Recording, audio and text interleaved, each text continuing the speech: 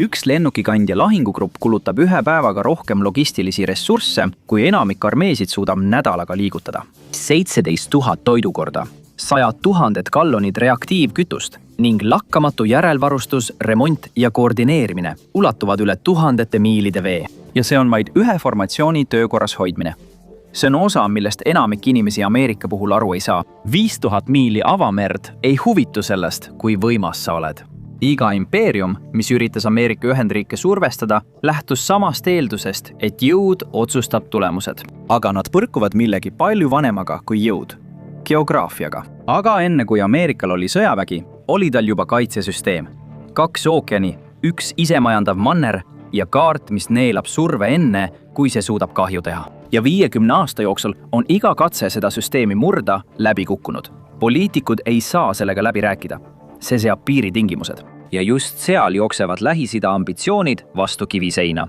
See keerleb nafta, kitsaskohtade ja käsilasarmeede ümber. Piirkondlikud mereväed on loodud tegutsema piiratud vetes. Rannikuveed, kitsad väinad ja lühimaa kokkupõrked. Need vahendid on selles keskkonnas surmavad, kuid Atlandi ookeani keskosas on need sisuliselt kasutud. Hetkel, kui laev lahkub maismaapõhise õhukaitse alt, ei siseneda lahinguväljale. Ta siseneb tsooni, kus USA mereväel on alaline koduväljaku eelis. See reaalsus pandi proovile 1980-ndate tankerite sõja ajal. Piirkondlikud jõud püüdsid muuta Pärsia lahe survepunktiks, miinides laevateid. See oli katse tõsta ülemaailmset kindlustusmaksu, et sundida Ameerikat taanduma. Kuigi konflikt põhjustas kindlustusmaksete tõusu ja ajutist ärevust tarneahelas, jäi vägivald rangelt piiratud 7000 miili kaugusele Ameerika mandrist. Piirkondlikud jõud ahistasid laevandust oma enda tagahoovis, kuid neil puudus igasugune võime seda survet kaugemale laiendada. USA väed hoidsid liiklust Pärsia lahes käigus, samal ajal kui Ameerika sisemaa jäi täielikult puutumatuks. Konflikt kinnitas seda mõtet. Lähis-Ida merevägi on piirkondlik. Nad võivad muuta Pärsia lahe ohtlikuks, aga Atlandi ja Vaikse ookeani puutumatud. Täna on see puhver veelgi tugevam, tehnoloogia abil, mis muudab üllatuse üha raskemaks. Kuid jõud pole ainus asi, mis ookeani ületab. Üllatusmoment puudub, kui vahemaa on 3000 miili lai. Ookean muudab selle vahemaa ise püsivaks kaitsekilbiks. Kuid ookeanid on kindluse osa. Et leida tõeline kaitsesüda, tuleb vaadata kaugemale, sisemaale. Kuid kui rääkida Ameerika tabamisest, siis kõige ilmsem survepunkt ei ole tegelikult sõjaline, vaid energia. Üks kitsaskoht kannab 1/5 maailma naftavoogudest. Hormuzi väin, sellest oled palju kuulnud. Selle sulgemine ei katkesta ainult varustust. See šokeerib kogu maailma süsteemi, kuid see šokk ei taba sihtmärki. Hinnad tõusevad üle kogu maailma, kuid kõige rohkem kannatavad Euroopa ja Aasia. Impordist sõltuvad riigid. Ameerikal on aga turvatase, mida 20 aastat tagasi ei olnud. Ameerika rafineerimistehased ja Ameerika tootmine ei ühti küll täiuslikult. Washington ehitas sisuliselt ülemaailmse energiasüsteemi, millest ta saab igal ajal väljuda, samal ajal kui tema rivaalid jäävad sinna lõksu. Istudes selle süsteemi mõlemas otsas saab USA hinnavõimu, mida ükski piirkondlik tegija ei suuda korrata. Kui sul on naftat, saad seda müüa ülemaailmsel turul. Aga Ameerika Ühendriikidel on nüüd olemas füüsilised torujuhtmed ja ladustamisvõimekus, et end töös hoida isegi siis, kui Lähis-Ida tarned katkestatakse. USA toodab ka suuri koguseid maagaasi, mida saab külmutada ja vedelikuna transportida. Kriisiolukorras annab see riigile lisavõimu ja ressursse, mis võivad olla tema liitlastele puhvriks. Kui teised riigid rabelesid, et tuled põlemas hoida, siis Ameerika tootmine saab vajadusel suurendada, et varustust stabiliseerida. Selle süsteemi kõige selgem näide, kuidas see kunagi Ameerikat ohustas, on 1973 aasta naftakriis, kui hinnad tõusid peaaegu üleöö $3 $12. Vastuseks sellele olid kildanafta tootmine, ladustamine ja tarneahela mitmekesistamine. Haavatavusest sai taristu. Tänapäeval põhjustab isegi selline häire nagu Hormuzi väina sulgemine pigem hindade tõusu kui tarne katkemist. USA saab umbes 8% oma naftast sellest piirkonnast, mis tähendab, et mõju on palju kaudsem. Pärsia lahe riigid riskivad rohkem kahju oma enda majandusele kui Ameerikale. See on endiselt hoob, mis võib maailma raputada, kuid see ei suuda süsteemi murda. Kui nafta ei suuda süsteemi murda, siis järgmine samm on selles püsimise hinna tõstmine. Otsene konflikt ebaõnnestub. Seega strateegia muutub. Kõige tavalisem vahend, mida Lähis-Idas kasutatakse suurvõimuga võitlemiseks, ei ole suur armee ega kaugmaarakett. See on kaudne surve, asendussõda. Hezbollah, Hamas, Hutid, relvarühmitused. Andes raha ja relvi väiksematele gruppidele, mis on piirkondlikest valitsustest eraldatud, loovad riigid ebavõrdse võitluse. See strateegia on mõeldud selleks, et vältida otsest sõda tugevama sõjaväega, põhjustades aeglast ja pidevat kurnamist. Need rühmitused võivad peatada laevu või rünnata sõjaväebaase.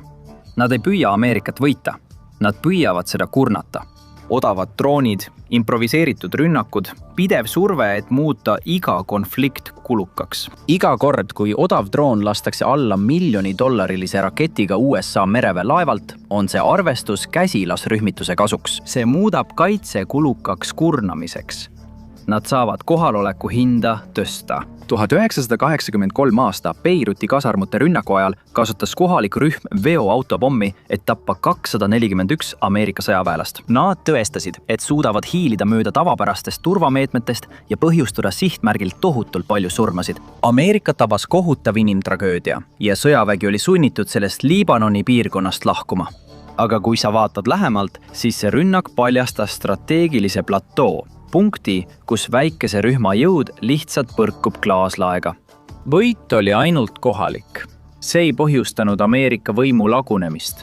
See ei jõudnud Ameerika Ühendriikide enda rannikuni ja see ei takistanud Ameerikal oma jõudu mujal maailmas kasutamast. See rünnak tõestas, et käsilasrühmitused võivad äärealadel kahju teha, kuid tuumikuni nad ei ulatu. See lugu pole sellest ajast muutunud. Kui sa ei pääse territooriumile ligi ja ei suuda survet hoida, jääb viimaseks võimaluseks rünnata süsteemi ennast. Ameerika Ühendriikidel on majandusse sisse ehitatud tohutu kilp. Enamik maailma suurriike on spetsialiseerunud, mis teeb nad lihtsasti haavatavaks. Nad peavad kas peaaegu kõik vajaliku teistest riikidest ostma või kogu toodangu maha müüma, et tuled põlemas hoida. Ameerika majandus on teistsugune. See toimib nagu hiiglaslik ring, mis toidab peamiselt iseennast. Kui kaubandus Lähis-Idaga täna lõppeks, tekitakse küll palju kära aktsiaturul, kuid sellest ei piisaks, et riigi tuumiku hävitada. Selle kilbi tugevaim osa on see, kuidas üleilmne rahasüsteem on üles ehitatud. Kuna USA dollar on ülemaailmne valuuta, asuvad Föderaalreserv ja USA rahandusministeerium peaaegu iga riikidevahelise tehingu keskmes. See annab Ameerikale digitaalse haarde, mis ulatub kaugele üle tema piiride.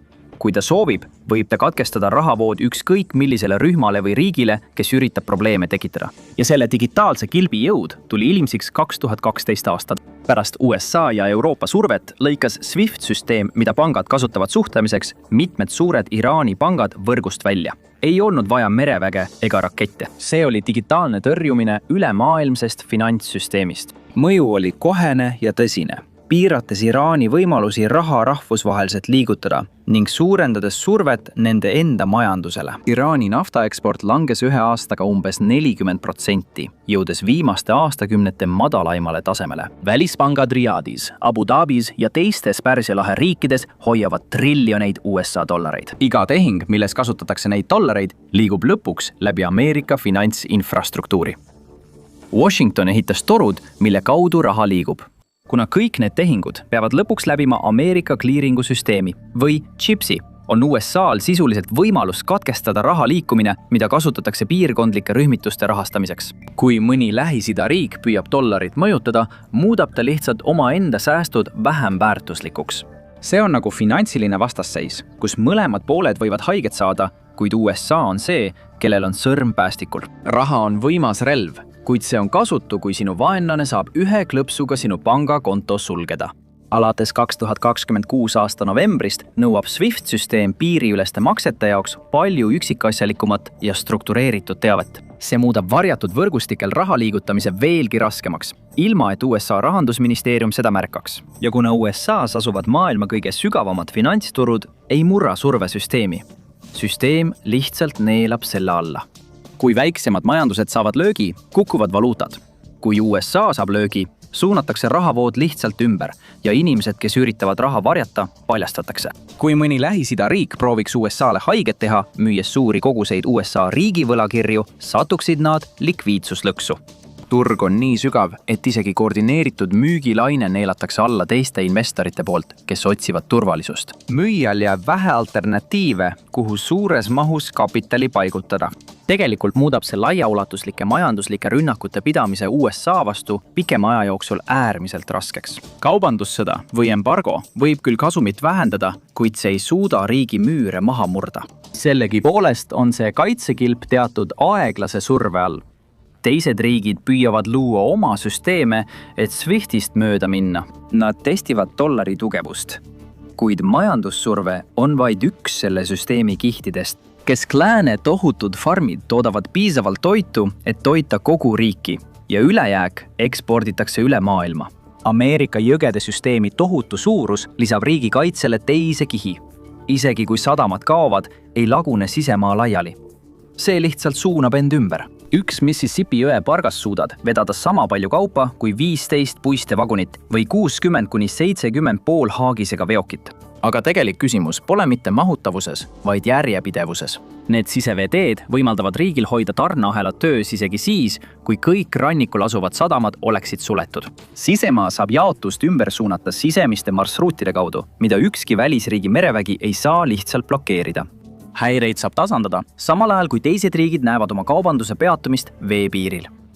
See tuli aastakümnete pikkusest investeerimisest parematesse seemnetesse, niisutusse ja tööstuslikku põllumajandusse. Ookeanid muudavad sissetungi raskeks. Sisemised jõed muudavad transpordi odavaks. See toodab ise oma energiat ja kasvatab rohkem toitu, kui tarbib. Ja rahalises mõttes asub see ülemaailmsete kapitaliturgude keskmes. Kuigi Lähis-Ida piirkondlikud tegutsejad võivad põhjustada häireid, tegutsevad nad geograafias, mis on struktuurselt vastupidav. See on oma olemuselt kindlus. Manner, mis on ehitatud toimima sõltumata välisest survest. Kuid isegi nii stabiilne süsteem võib hakata näitama mõrasid. Tehnoloogia arenedes hakkavad müürides olevad praod nähtavale ilmuma. Hüperhelikiirusel liikuvad raketid võivad liikuda nii kiiresti, et ookeanid tunduvad väiksemad. Kui USA tugevdab oma kaitsesüsteemi, siis Venemaa on neid relvi juba lahingus demonstreerinud ja Hiina testib neid intensiivselt. Need ei liigu taevas etteaimatava kaarega, vaid libisevad mööda horisonti. Hoiatusaeg, mis varem andis Ameerikale minuteid, annab nüüd vaid sekundeid. Kuid hüperhelikiirusega relvad ei ole isegi kõige murrangulisem muutus. Selleks on odavad drooniparved. Üks ainus operaator saab nüüd välja saata 100 odavaid droone, mis koormavad üle punktkaitsesüsteemid. Mitte sellepärast, et need oleksid keerulised, vaid lihtsalt sellepärast, et neid on palju. Hutid demonstreerisid selle kontseptsioonis surmavat matemaatikat aastatel 2023 ja 2024, lastes Punase mere laevanduse pihta droonide ja rakettide laineid. USA merevägi oli sunnitud kasutama $1 miljon maksvat tõriraketid sihtmärkide vastu, mis maksid vaid mõni $1000 tükk. Iga tõrje maksab rohkem kui droon, mille ta hävitab. Ameerika raketitõrje usaldusväärsuse aluseks olnud matemaatika põhines kallitel ohtudel. See ei olnud loodud arvestades kümneid seadmeid, mis lastakse korraga odavatelt mobiilsetelt stardiseadmetelt, mis on peidetud kõrbe. Ja erinevalt hüperhelirelvadest levib drooniparvede tehnoloogia juba praegu. Iraan varustab neid, Põhja-Korea arendab neid.